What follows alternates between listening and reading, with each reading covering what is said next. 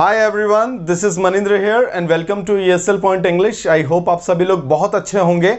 आज हम लोग कवर करने वाले हैं टेंस के एक बहुत ही इंपॉर्टेंट पार्ट को, जिसे हम जानते हैं फ्यूचर कंटिन्यूअस टेंस के नाम से। अगर हम फ्यूचर कंटिन्यूअस टेंस के बारे में बात करें तो आज हम देखेंगे कि इसका यूज किस तरीके से हम अपने स्पोकन इंग्लिश को इंप्रूव करने के लिए कर सकते हैं, या फिर हम अपने ग्रामेटिकल इंफॉर्मेशन को किस तरीके से बढ़ाने के लिए कर सकते हैं।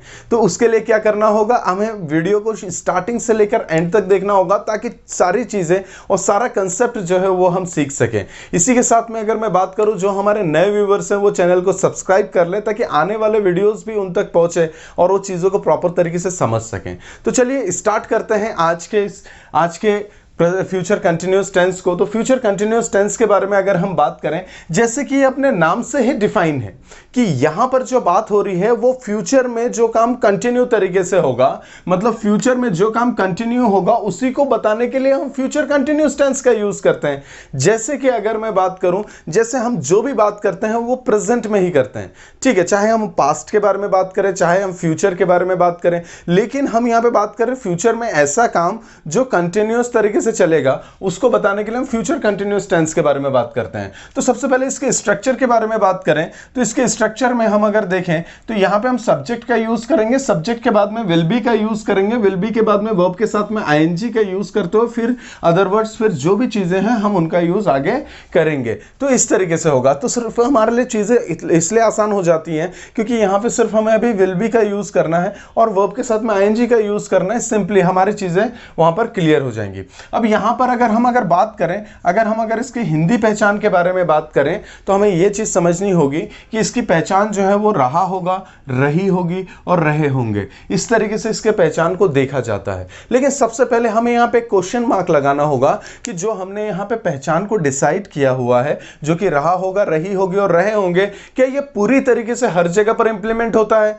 तो अब हमें वहां पर कुछ चीजों को देखना होगा। जैसे मैंने अगर आपसे मैंने बोला कि जैसे मैंने अगर बोला विजय, मैंने बोला विजय और उसके बाद मैंने बोला सो रहा होगा, विजय सो रहा होगा। अब आपने देखा, आपने बोला सर रहा होगा आया, मतलब ये बात जो है फ्यूचर कंटिन्यूअस टेंस की है, क्योंकि यहां पर हमने पहचान को भी देखा। और बाकी सेंटेंस बनाने के बारे में बात करें तो हम देखेंगे आगे कि किस तरीके से हम सेंटेंस को बनाते हैं। लेकिन सबसे पहले अगर यहां पे बात करें तो ध्यान से समझेंगे कि अगर ये बात अगर अभी इसी मोमेंट में अगर करी जा रही है, कोई एक्शन जो अभी हो रहा होगा, मैं वहां पे हूं नहीं। जैसे कि मैं अगर क्लास में हूं और अगर मेरी सिस्टर अगर किताबें पढ़ रही होगी या मोबाइल चला रही होगी तो मुझे कैसे पता? तो मैंने क्या किया, मैंने एक अंदाजा लगाया। मैंने बोला कि वो हम मोबाइल चला रही होगी, तो मोबाइल चला रही होगी। या फिर अगर मैंने बात की यहां पे उसी तरीके से, मैंने बोला कि विजय सो रहा होगा, मैं वहां पे हूं नहीं, मैं एग्जैक्टली जानता नहीं हूं, तो मैंने बोला विजय अभी सो रहा होगा। तो विजय अभी सो रहा होगा, इसका मतलब बात तो अभी की हो रही है,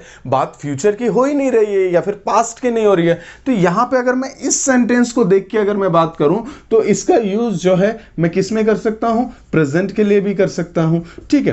प्रेजेंट के साथ में अगर मैं बात करूं कि देखते हैं कि क्या इसका यूज पास्ट में भी हो सकता है क्या। तो पास्ट में अगर हम देखें तो जैसे अगर हम बात करें, अजय अगर विजय के घर पे गया और उसने दरवाजा नॉक किया, लेकिन विजय ने कोई रिस्पॉन्स ही नहीं किया, इसका मतलब क्या हुआ? अब इसका मतलब क्या हुआ कि विजय कुछ ना कुछ कर रहा होगा, ठीक है। अब क्या हुआ कि अजय मेरे पास में आया, अजय ने मुझे बोला एक्चुअली सर मैं विजय के घर पे गया लेकिन विजय ने दरवाजा ही नहीं खोला। तो मैंने क्या बोला, मैंने बोला कि एक्चुअली हो सकता है कि विजय सो रहा होगा इसलिए उसने दरवाजा नहीं खोला। तो ये बात कब की हो रही है? ये बात पीछे की हो रही है, मतलब पास्ट की हो रही है। तो अगर हम पास्ट के बारे में भी बात करेंगे तो ये सेंटेंस जो है मुझे पास्ट में भी, ये पहचान जो है पास्ट में भी साउंड हो रहा है यहां पे। अच्छा, जिस तरीके से अगर हम देखें, हमने यहां पे फ्यूचर में देखा है तो फ्यूचर में एक तरीके से चीजों को देख लेते हैं। जैसे मैंने किस तरीके से बोला कि आप अजय के पास में जा रहे हैं, तो बोले हमने आप विजय के पास में जा रहे हैं, तो बोले हाँ मैं विजय के पास में जा रहा हूं। मैंने बोला एक काम करना, 9 बजे मत जाना रात को। क्यों नहीं जाना है? क्योंकि उस टाइम पे विजय सो रहा होगा। अब मैंने जो 9 बजे बोला रात के, वो कब का है? वो फ्यूचर का है। तो इसका मतलब क्या हुआ कि इसका यूज फ्यूचर में भी होता है। तो अगर हम बात करें, जो लोगों के बारे में बात करें कि सिर्फ उन्होंने एक तरीके से सोचा है कि सिर्फ रहा होगा अगर आता है तो फिर हम यूज करेंगे फ्यूचर कंटिन्यूअस टेंस, तो वहां पे आप ये चीज को समझ रहे हैं कि यहाँ पे बात तो प्रेजेंट में भी हो रही है, बात तो पास्ट में भी हो रही है और बात तो फ्यूचर में भी वही वही पहचान जो है फ्यूचर में भी आ रहा है। तो हमें इस चीज़ को समझना होगा कि किस तरीके से हम इसके पास्ट में और प्रेजेंट में अलग अलग तरीके से बोलें और फ्यूचर में अलग तरीके से बोलें। तो हमें सबसे पहले इस चीज़ को समझ लेना होगा। चलिए तो स्टार्ट करते हैं हम यहाँ से कि ये किस तरीके से काम करता है। जैसे कि अगर हम बात करें, जैसे कि अभी हमने देखा, देखिए जैसे कि हमने देखा कि इसका यूज़ हम प्रेजेंट में भी कर सकते हैं और उसी के साथ में अगर हम बात करें तो इसका यूज़ हम पास्ट में भी कर सकते हैं और इसका यूज़ जो है हम फ्यूचर में भी कर सकते हैं, मतलब कि ये जो पहचान है उसके अकॉर्डिंग। लेकिन अगर हम बात करें कि जो चीज़ प्रेजेंट में अगर कोई चीज़ हो रही होगी, अभी अगर कोई चीज़ अगर हो रही होगी तो मैं वहाँ पे यूज़ करूँगा मे का, मैं वहाँ पे यूज़ करूँगा माइट का, या फिर मैं वहाँ पे यूज़ करूँगा वुड का। ये बात हमें समझ लेनी होगी कि मतलब यहाँ पे अगर हम बात करें तो जब हम प्रेजेंट के बारे में बात कर रहे हैं तो प्रेजेंट में हमें देखना होगा कि वहाँ पर हम मे का यूज़ कर सकते हैं, माइट का यूज़ कर सकते हैं और वुड का यूज़ कर सकते हैं। अब ये तीनों किस तरीके से अलग अलग तरीके से यूज़ होगा वो मैं आपको आगे बताऊँगा। अगर मैं बात करूँ पास्ट के बारे में तो पास्ट में हम यूज़ कर सकते हैं माइट का यूज़ कर सकते हैं और फिर हम यूज़ कर सकते हैं वुड का यूज़ कर सकते हैं। यहाँ पर हम मे का यूज़ नहीं कर सकते हैं, ये बात हमें समझ लेनी होगी। अच्छा, आगे अगर हम फ्यूचर के बारे में बात करें तो फ्यूचर में अगर हम बात करें तो हम मे का यूज नहीं करेंगे, हम यहाँ पे अगर हम बात करें माइट का यूज नहीं करेंगे, वुड का यूज नहीं करेंगे, माइट का यूज नहीं करेंगे और यहाँ पे वुड का यूज नहीं करेंगे। तो इस तरीके से हम इनका यूज ना करके हम यहाँ पे विल का यूज करेंगे। तो यहाँ पर अब जाके बात समझ में आ रही है कि जब हमने फ्यूचर के बारे में बात की, फ्यूचर कंटिन्यूअस टेंस के बारे में, तो यहाँ पे हम विल का ही यूज कर रहे हैं, यहाँ पे हम मे माइट या वुड का यूज नहीं कर रहे हैं। अब किस तरीके से आगे हम करेंगे उनके बारे में हम बात करेंगे। जैसे कि अगर मैंने एक सेंटेंस लिया, मैंने बोला कि अभी विकास क्रिकेट खेल रहा होगा, अभी विकास क्रिकेट खेल रहा होगा। अगर मैंने बोला तो ये बात ना तो फ्यूचर की है और ना पास्ट की है, तो मैंने क्या बोला, Vijay may be playing cricket now. या फिर मैंने किस तरीके से बोला, Vijay might be playing cricket now, या फिर Vijay would be playing cricket now. यहाँ पे आप नाम को बदल सकते हैं, सब्जेक्ट कुछ भी आ सकता है। यहाँ पे अगर हम बात करें all subjects are applicable to be used here, और यहाँ पे अगर हम बात करें तो यहाँ पे हमें चीज़ों को समझना होगा। और यहाँ पे अगर मैं बात करूँ, अगर मैं यहाँ पे मे के बारे में बात करूँ, माइट के बारे में बात करूँ और वुड के बारे में बात करूँ, तब हमें एक चीज़ समझनी होगी कि जब मैं इस काम को बोल रहा हूँ, जब मैं इस चीज़ को बोल रहा हूँ कि वो ये काम कर रहा होगा, जैसे मैंने बोला कि मेरा भाई जो है वो कॉलेज जा रहा होगा, तो मेरा भाई अभी किसी ने बोला तेरा भाई क्या कर रहा है, तो मैंने बोला कि मेरा भाई कॉलेज जा रहा होगा। तो कॉलेज जा रहा होगा अभी,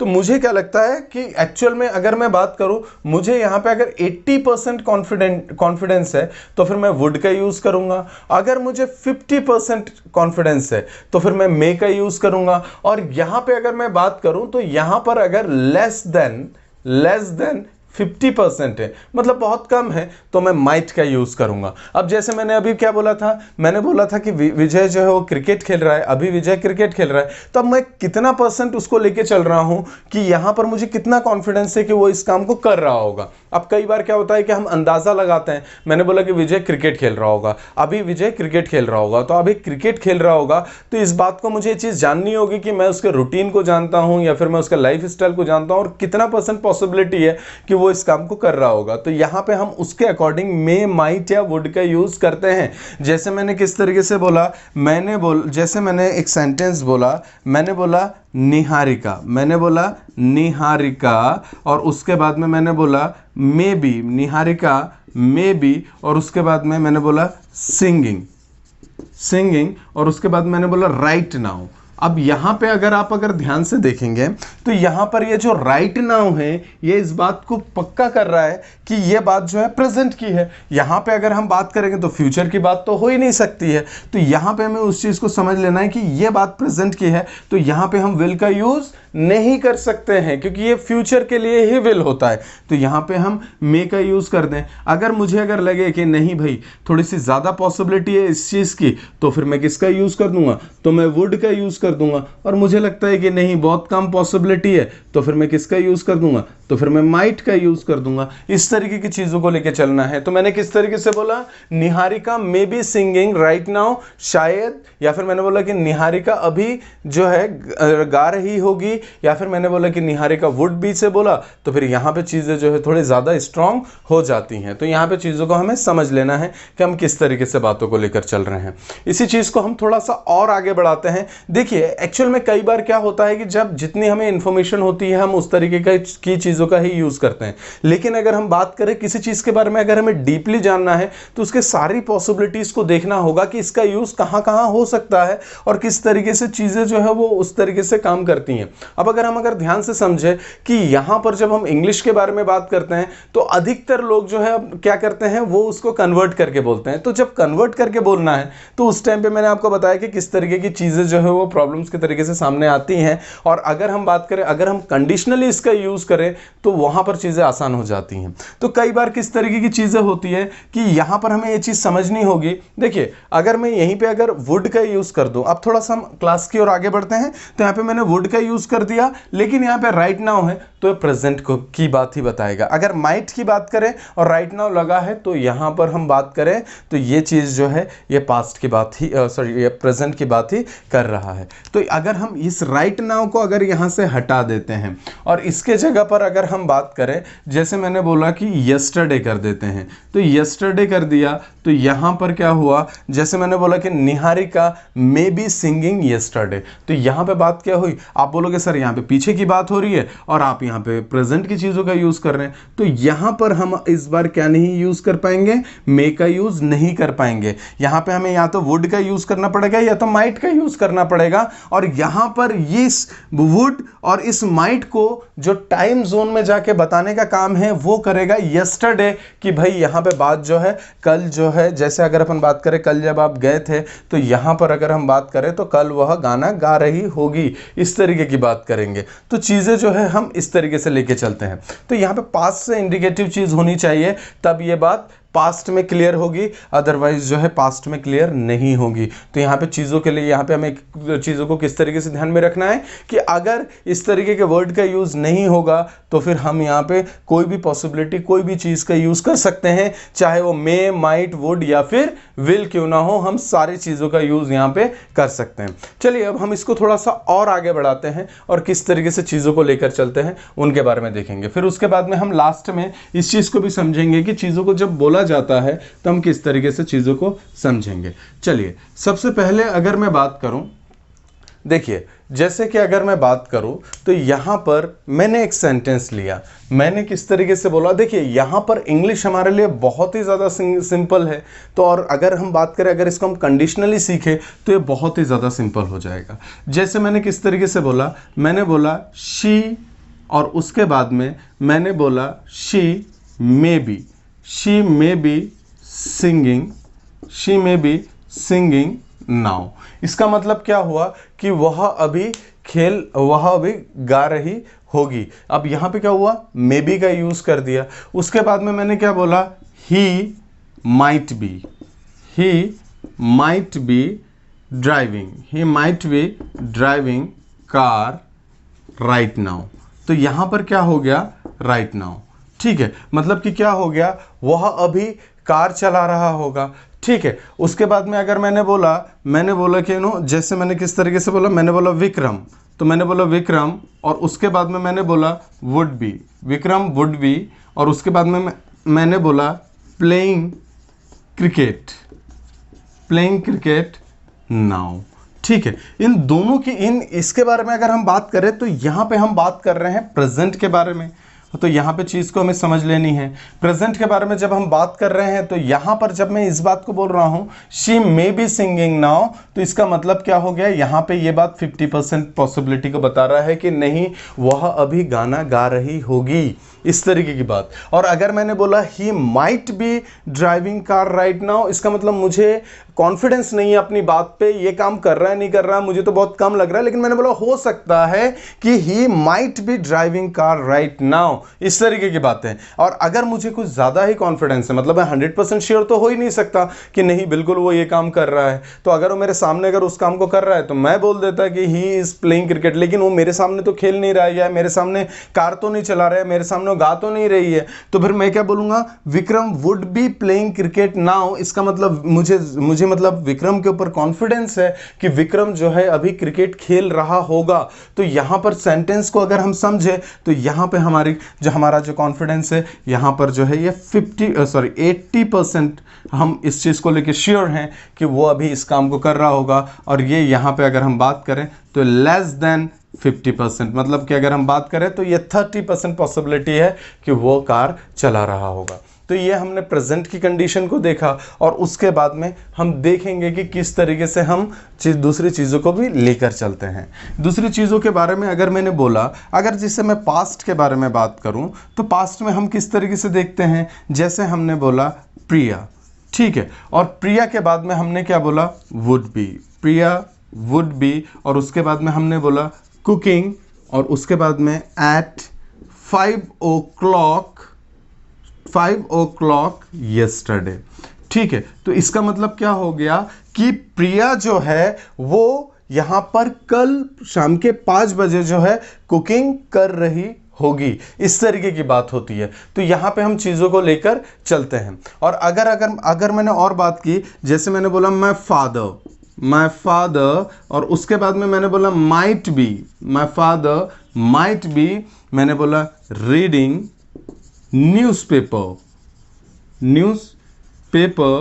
और उसके बाद में मैंने बोला एट 8 o'clock yesterday।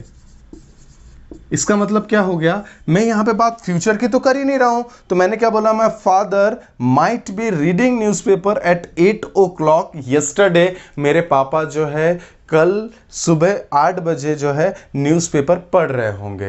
तो किस तरीके की बात करें, जैसे मैंने अगर बात की तो अगर मेरे पापा के ऑफिस से किसी ने फ़ोन किया और उसके बाद में पापा ने फ़ोन रिसीव नहीं किया, और उसके बाद में अगर हम बात करें तो उन्होंने फिर दोबारा पापा को फ़ोन नहीं किया, मुझे फ़ोन किया, उन्होंने बोला कि कल सुबह मैंने 8 बजे फ़ोन किया था लेकिन आपके पापा ने तो फ़ोन ही नहीं उठाया। तो मैंने क्या बोला, हो सकता है पापा जो है उस टाइम पे न्यूज़पेपर पढ़ रहे होंगे सुबह 8 बजे कल, ठीक है। तो यहाँ पर बात किस तरीके की हो रही है, यहाँ पर बात हो रही है पास्ट की बात हो रही है, और पास्ट के कारण यहाँ पे जो पास्ट का टाइम दिया हुआ है जिसके कारण यहाँ पर जो है वुड और माइट जो है अपने आप को डिफाइन करता है, ठीक है। तो यहाँ पे अगर हम बात करें तो यहाँ पे जो भी चीज़ें पास्ट में हो रही होंगी वो सारी चीज़ों को बताने के लिए हम किसका यूज़ करते हैं, वुड का यूज़ करते हैं और माइट का यूज़ करते हैं। लेकिन ध्यान रखेंगे यहाँ पे टाइम इंडिकेटिव वर्ड्स जो है वो होने चाहिए जो कि पास्ट को बताने के लिए हो या फिर प्रेजेंट के लिए हो, तो फिर हम इनका यूज़ कर सकते हैं। तो इस तरीके से जो हम जब देखते हैं चीज़ें हमारे लिए बहुत ही ज़्यादा सिंपल हो जाती हैं, और जब तक हम इनको क्लियर ना करेंगे तब तक हम फ्यूचर कंटिन्यूअस टेंस के ऊपर किस तरीके से जाएंगे, क्योंकि हमारे दिमाग में तो ये बात छपी हुई है कि जब भी ये पहचान रहा होगा, रही होगी और रहे होंगे आया तो उस टाइम पे डायरेक्ट फ्यूचर कंटिन्यूअस के बारे में सोचो। लेकिन फ्यूचर कंटिन्यूअस से पहले इस चीज़ को भी तो समझना होगा कि किस तरीके से इस बात को भी तो समझना होगा कि किस तरीके से हम जो हैं किस तरीके से हम इस बात को भी समझें कि ये चीज़ पास्ट और प्रेजेंट में भी तो यूज़ हो सकती हैं। इसी चीज़ को हम थोड़ा सा और आगे बढ़ाते हैं और हम देखते हैं कि किस तरीके से ये चीज़ आगे अब फ्यूचर कंटिन्यूअस टेंस में काम करेगी। तो आई होप आपको चीज़ें जो है बिल्कुल सिंपल और इजी तरीके से समझ में आ रही हैं, क्योंकि यहाँ पे अगर हम बात करें तो बहुत ही सिंपल तरीके से हम चीज़ों को लेके चल रहे हैं, और यहाँ पे हम किसी भी चीज़ को हम बीच में छोड़कर नहीं चलेंगे। जो भी चीज़ रास्ते में, मतलब इससे कनेक्टेड जो भी चीज़ें आएंगी उन सारी चीज़ों को हम यहाँ पे कवर करते हुए चलेंगे।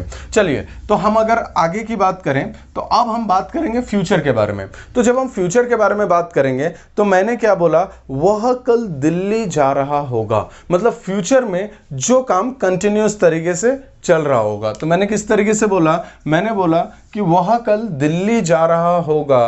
तो फिर यहाँ पर बात कब की हो रही है, तो यहाँ पे बात क्या मैं पास्ट की कर रहा हूँ, तो आप बोलेंगे नहीं। मैंने बोला कि क्या मैं यहाँ पे बात प्रेजेंट की कर रहा हूँ, तो आप बोलेंगे नहीं। यहाँ पे मैं बात कब की कर रहा हूँ, फ्यूचर की बात कर रहा हूँ। तो आप किस तरीके से देखेंगे, आपने बोला जस्ट मैंने बोला कि वह कल वह कल, और उसके बाद में मैंने बोला दिल्ली, और फिर मैंने बोला जा रहा होगा, तो आप किस तरीके से देखेंगे, ही।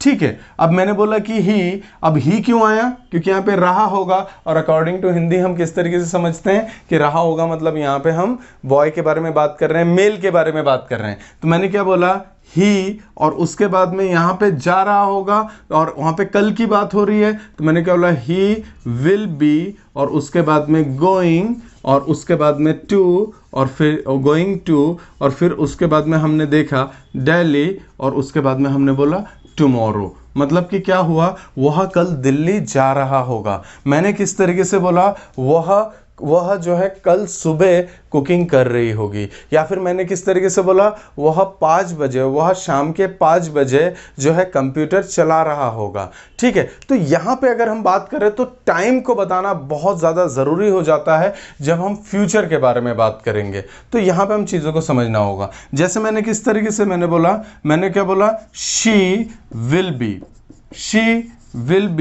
Chatting, she will be chatting at 9 o'clock today, right.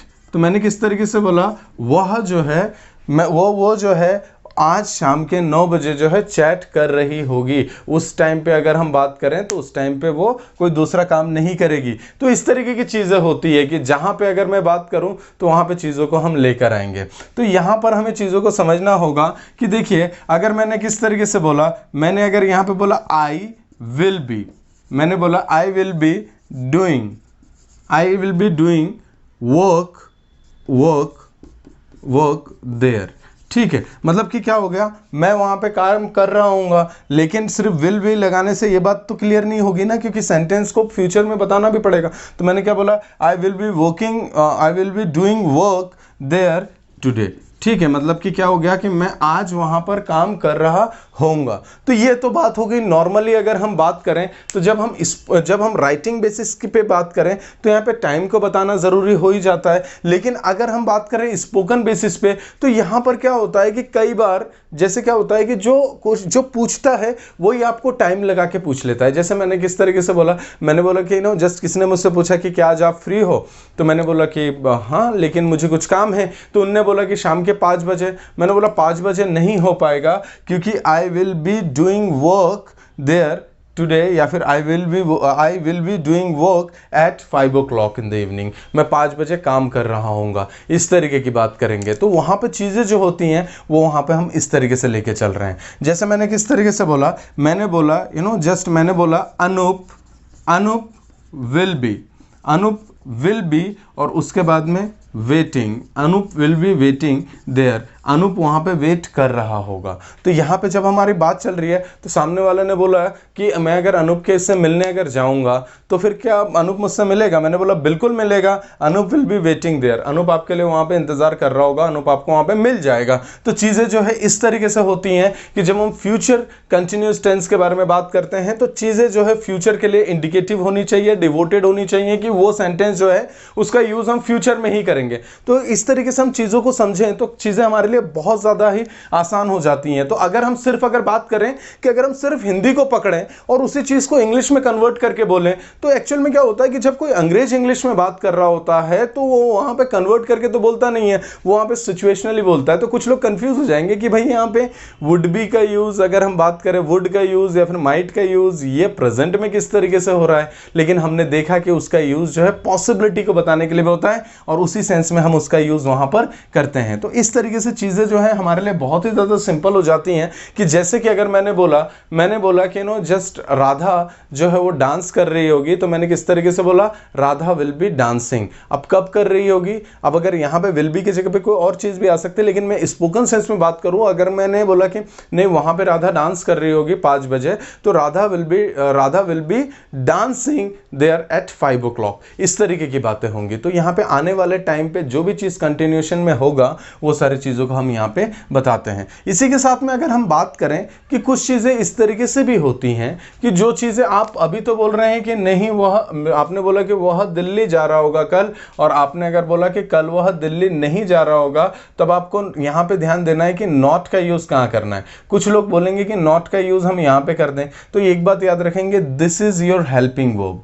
और अगर हम यहाँ पे बात करें तो दिस इज पार्टेटिव। अगर हम बात करें तो हम नॉट का यूज कभी भी पार्टेटिव के साथ में नहीं कर सकते कि अगर किसी ने अगर बोल दिया he will be not going to Delhi tomorrow, तो सेंटेंस विल बी रॉन्ग। तो आपको क्या यूज करना पड़ेगा, यहाँ पर नॉट का यूज करना होगा। आपने किस तरीके से बोला, he will not be going to Delhi tomorrow, मतलब कि कल वह दिल्ली नहीं जा रहा होगा। हमने क्या बोला, she will not be chatting at 9 o'clock today, आज वो 9 बजे चैटिंग नहीं कर रही होगी। इस तरीके की बात है। आई विल नॉट, यहाँ पर हम नॉट का यूज़ कर देंगे। I will not be doing work there today, मैं आज वहाँ पे काम नहीं कर रहा हूँगा, आज कहीं और काम कर रहा हूँगा। इस तरीके की बातें होंगी। Anup will be waiting there, तो आप बोलेंगे नहीं, Anup will not be waiting there. मतलब अब जो है, अगर हम इसके नेगेटिव सेंटेंस के बारे में बात करें तो नेगेटिव बनाना भी कहीं ना कहीं हमारे लिए बहुत ही ज़्यादा सिंपल है।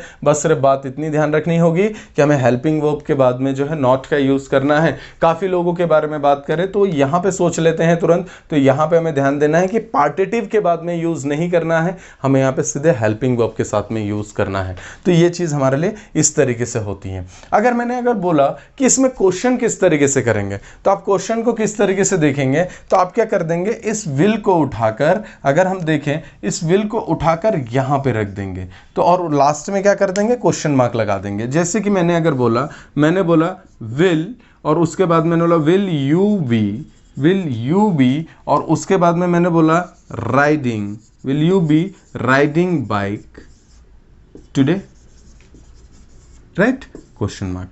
क्या आज आप बाइक चला रहे होंगे, ठीक है, इस तरीके की बात करेंगे। तो यहाँ पे चीज़ें क्या होंगी कि चीज़ों को फ्यूचर से कनेक्ट करना ज़रूरी होता है। तो चीज़ें उस तरीके की बात करेंगे। जैसे मैंने किस तरीके से बोला, मैंने बोला कि विल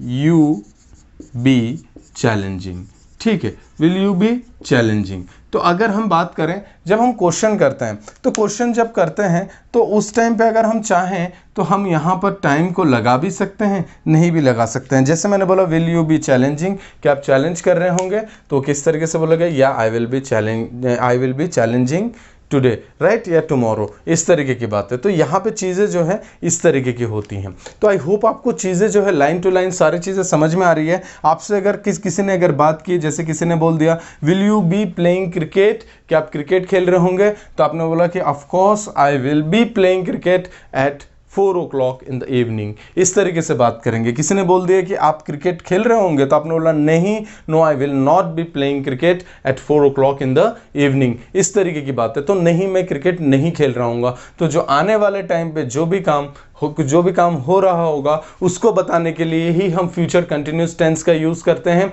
अगर हम सिर्फ ओनली पहचान के थ्रू जाएंगे तो चीज़ें कहीं ना कहीं कंफ्यूज होने वाली है यहाँ पे, और चीज़ें जो है कंफ्यूजिंग तरीके से होगी।